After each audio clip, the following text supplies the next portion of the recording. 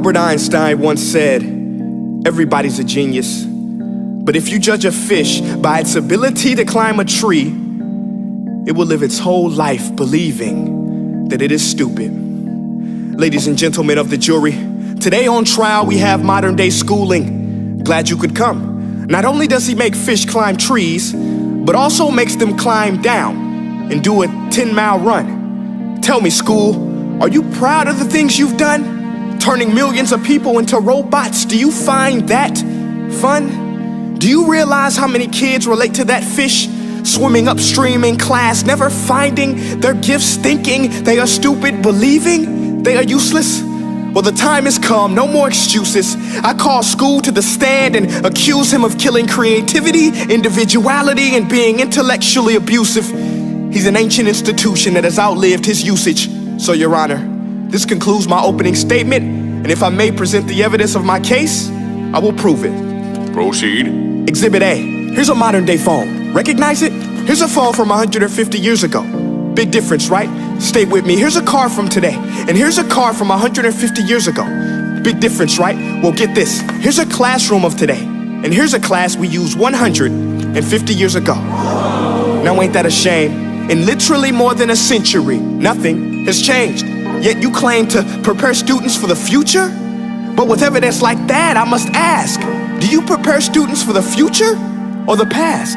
I did a background check on you and let the record show that you were made to train people to work in factories, which explains why you put students in straight rows, nice and neat, tell them sit still, raise your hand if you want to speak, give them a short break to eat, and for 8 hours a day, tell them what to think. Oh, and make them compete to get an A letter which determines product quality, hence grade A of meat. I get it. Back then, times were different. We all have a past. I myself am no Gandhi. But today, we don't need to make robots zombies. The world has progressed. And now we need people who think creatively, innovatively, critically, independently, with the ability to connect. See, every scientist will tell you that no two brains are the same. And every parent with 2 or more children will confirm that claim.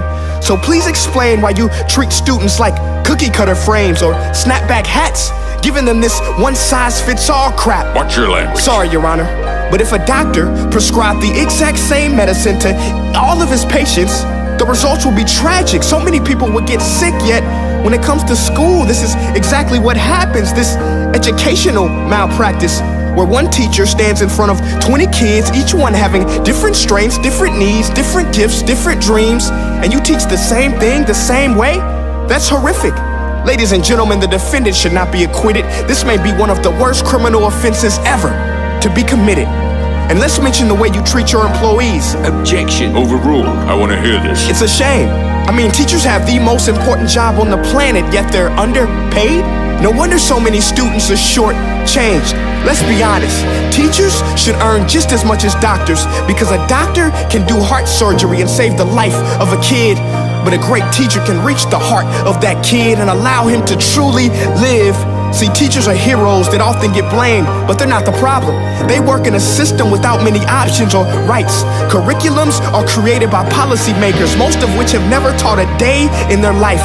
Just obsessed with standardized tests. They think bubbling in a multiple choice question will determine success. That's outlandish.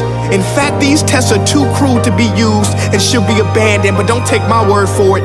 Take Frederick J. Kelly, the man who invented standardized testing, who said, and I quote, "These tests are too cruel to be used and should be abandoned." Ladies and gentlemen of the jury, if we continue down this road, the results will be lethal. I don't have much faith in school, but I do have faith in people.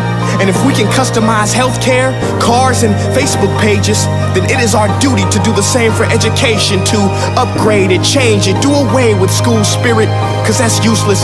Unless we're working to bring the spirit out of each and every student, that should be our task. No more Common Core. Instead, let's reach the core of every heart in every class. Sure, math is important, but no more than art or dance. Let's give every gift an equal chance. I know this sounds like a dream, but countries like Finland are doing impressive things. They have shorter school days, teachers make a decent wage, homework is non-existent, and they focus on collaboration instead of competition. But here's the kicker, boys and girls. Their educational system outperforms every other country in the world. Other places like Singapore are succeeding rapidly. Schools like Montessori, programs like Khan Academy, there is no single solution. But let's get moving, because while students may be 20% of our population, they are 100% of our future. So let's attend to their dreams, and there's no telling what we can achieve. This is a world in which I believe, a world where fish are no longer forced to climb trees. I'll rest my case.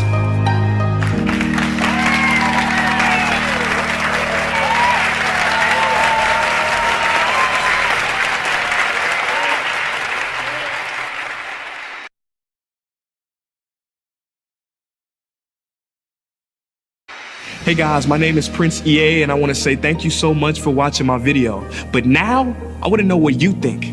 How can we together create a more efficient, effective, and just better future of learning?